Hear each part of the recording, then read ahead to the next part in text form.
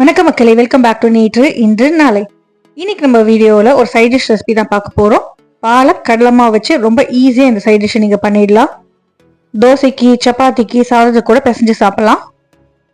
டக்குன்னு ஒரு 15 நிமிஷத்துக்குள்ளே இந்த சைட் டிஷ்ஷை நீங்கள் ரெடி பண்ணிடலாம். இதை நான் எப்படி பண்ணுங்கிறத பார்க்கறதுக்கு முன்னாடி நம்ம சேனலுக்கு நீங்கள் ஃபர்ஸ்ட் டைமாக வரீங்கன்னா மறக்காமல் சப்ஸ்கிரைப் பண்ணுங்கள். இந்த கறி பண்ணுறதுக்கு பாலக், அதுக்கப்புறம் கடலமா, ஸ்பைசஸ் தான் நம்மளுக்கு முக்கியமாக தேவைப்படும். கூடவே வெங்காயம் பூண்டெல்லாம் கொஞ்சம் வாசனைக்கு நம்ம சேர்த்துக்க போகிறோம். இப்போ வாங்க எப்படி பண்ணலாங்கிறத பார்த்துடலாம். கடாயில் 2 டேபிள் ஸ்பூன் எண்ணெய் சேர்த்துக்கோங்க. எண்ணெய் நல்லா சூடானதுக்கு அப்புறமா ஒரு 1/4 டீஸ்பூன் ஜீரகம் சேர்த்துக்கலாம். ஜீரகம் நல்லா பொரிஞ்சதுக்கு அப்புறமா 2 வெங்காயத்தை பொடிப்பொடியாக நறுக்கிட்டு எண்ணெயில் சேர்த்துருங்க. இந்த எண்ணெயிலே வெங்காயம் நல்லா வதங்கணும். வதங்கினதுக்கு அப்புறமா நம்ம ஒரு இன்க்ரீடியன்ஸாக சேர்த்துக்கலாம். அப்படியே இந்த லைட் கோல்டன் கலர் வந்தால் தான் உங்களுக்கு வெங்காயத்துலேருந்து ஸ்வீட்னஸ் வரும். அந்த ஸ்டேஜ் வர வரைக்கும் வதக்கிக்கோங்க. வெங்காயம் வதங்கினதுக்கு அப்புறமா பூண்டு சேர்த்துக்கலாம். ஒரு 6லேருந்து 7 பல்லு பூண்டை நம்ம ஸ்லைஸ் பண்ணிட்டு இதில் சேர்த்துக்க போகிறோம். கூடவே ஒரு பச்சை மிளகாயை ரவுண்டாக கட் பண்ணிட்டு இதிலேயே சேர்த்துருங்க. இப்போ இந்த வெங்காயம், பூண்டு, பச்சை மிளகாய் நல்லா வதங்கணும். சீக்கிரம் குக் ஆகிறதுக்கு கொஞ்சமாக இதுக்கேற்ற மாதிரி உப்பு சேர்த்துக்கலாம். அதுக்கப்புறமா நம்ம கிரேவியில் தேவைப்படுற உப்பை பின்னாடி சேர்த்துக்க போகிறோம். பூண்டெல்லாம் ரோஸ்ட் ஆனதுக்கு அப்புறமா 2 பெரிய சைஸ் தக்காளியை சாப் பண்ணிட்டு இதில் சேர்த்துருங்க. சின்ன சைஸ்னா 3 சேர்த்துக்கோங்க. தக்காளியை நம்ம தண்ணி சேர்க்காம இந்த எண்ணெயிலே வெங்காயத்தை கூட வதக்கிக்க போகிறோம். தக்காளி நல்லா வெந்து சாஃப்டாகி குழையணும், அது வரைக்கும் வதக்கிட்டே இருங்க. கரண்டி வச்சுட்டு அதுக்கப்புறமா நம்ம மசிச்சு விட்டுக்கலாம். தக்காளி வெந்து குழஞ்சதுக்கு அப்புறமா நம்ம ஸ்பைஸ் பவுடர்லாம் சேர்த்துக்க போகிறோம். 1/2 டீஸ்பூன் தனியா பொடி, அதாவது மல்லிப்பொடி சேர்த்துக்கோங்க. இதுலேயே 1 டீஸ்பூன் ஜீரக பொடி சேர்த்துக்கலாம். 1/4 டீஸ்பூன் மஞ்சள் பொடி, 1/2 டீஸ்பூன் காரமான மிளகாய் பொடி சேர்த்துக்கோங்க. உங்களுக்கு நல்ல காரம் வேண்டானா நீங்கள் அதோட அளவை கம்மி பண்ணிக்கோங்க.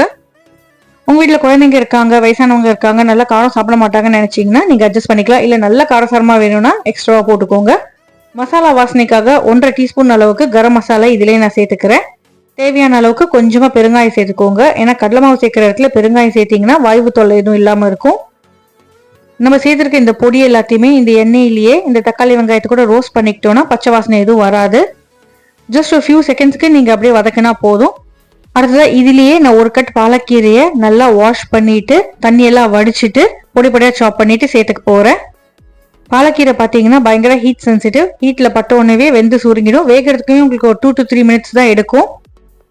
ஆஞ்சி யூஸ் பண்ணுறதுக்கும் ரொம்ப ஈஸியான கீரை இது. என்னென்னா கொஞ்சம் குழகுழப்பு தன்மை பாலக்கில் இருக்கும். பாலக்கீரையை இந்த தக்காளி வெங்காயத்தை கூட வதங்கும் போது நல்லா வதங்கி சுருங்கிடும். சுருங்கி நல்லா திக்கானதுக்கு அப்புறமா 1/2 கப் அளவுக்கு கடலை மாவு இதுலேயே சேர்த்துட்டு ட்ரையாக இதே மாதிரியே ரோஸ்ட் பண்ணிக்கலாம். கடலை மாவு நல்லா வறுபட்டதுக்கு அப்புறமா தான் நம்ம தண்ணி சேர்க்கணும். இந்த மாதிரி நம்ம இந்த எண்ணெயிலேயே தக்காளி வெங்காயத்தோட வதக்கும் போது பச்சை வாசனை சீக்கிரமா போகும். நல்லா குக் ஆனதுக்கு அப்புறமா உங்களுக்கு கலர் மாறும். அந்த ஸ்டேஜ் வந்ததுக்கு அப்புறம் நீங்க தண்ணி சேர்க்கணும். தண்ணி கொஞ்சம் தாராளமாகவே சேர்த்துக்கோங்க. ஏன்னா கடலை மாவு கொதிச்சு உங்களுக்கு நிறையவா ஆகும். ப்ளஸ் தண்ணி இழுத்துட்டே இருக்கும், திக்காயிட்டே போகும். அதனால பார்த்து நீங்க கொஞ்சம் தண்ணியை மட்டும் சேர்த்துக்கோங்க. ஆற உங்களுக்கு இன்னுமே திக்காகும். கொஞ்சம் லூஸாக இருக்கும் போதே நீங்கள் அணைச்சாதான் நீங்கள் சர்வ் பண்ணுற டைமில் நல்லா திக்காகி உங்களுக்கு ஒரு கறி மாதிரி இருக்கும். தண்ணி சேர்த்ததுக்கு அப்புறமா லம்ஸ் எதுவும் இல்லாமல் நல்லா கலந்து விடுங்க. பச்சை வாசனை எல்லாம் போகிற வரைக்கும் கொதிக்கட்டும். பார்த்து கொஞ்சம் தண்ணி மட்டும் சேர்த்துக்கோங்க, இல்லைன்னா அடி பிடிச்சிடும். ஒரு 5 நிமிஷமாவது கொதிச்சாதான் உங்களுக்கு பச்சை வாசனை போகும். இந்த கறிக்கு தேவையான அளவுக்கு உப்பு சேர்த்துக்கலாம். முன்னாடியே நம்ம வெங்காயத்துக்கு மட்டும் தான் உப்பு சேர்த்தோம். இப்போ மொத்த கறிக்குமே தேவைப்படுற அளவுக்கு நம்ம உப்பு சேர்த்துக்கலாம். உப்பு சேர்த்துட்டு நல்லா கலந்து விட்டுருங்க.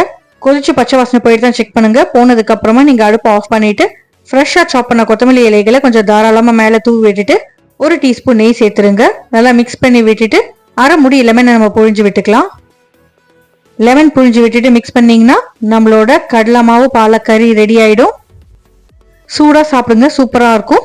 ஆறி போயிடுச்சுன்னா உங்களுக்கு காய் மாதிரி ஆகிடும். ரொம்ப சிம்பிளான, ஈஸியான, டேஸ்டியான இந்த ரெசிபியை உங்கள் வீட்டில் ட்ரை பண்ணி பாருங்கள். ட்ரை பண்ணி பார்த்துட்டு எப்படி வந்ததுங்கிறத எனக்கு மறக்காமல் கமெண்ட்ஸில் போடுங்க. கடலை மாவை பொறுத்த வரைக்கும் நம்ம கொஞ்சம் சேர்க்குற மாதிரி தான் இருக்கும். ஆனால் கொதிச்சு உங்களுக்கு நிறைய ஆகிடும். இந்த வீடியோ உங்களுக்கு பிடிச்சிருக்கும்னு நினைக்கிறேன். இந்த ரெசிபி உங்களுக்கு பிடிச்சிருந்தா நம்ம சேனலுக்கு நீங்கள் ஃபர்ஸ்ட் டைமாக வரீங்கன்னா லைக் பண்ணுங்கள், ஷேர் பண்ணுங்கள், மறக்காமல் சப்ஸ்கிரைப் பண்ணுங்கள்.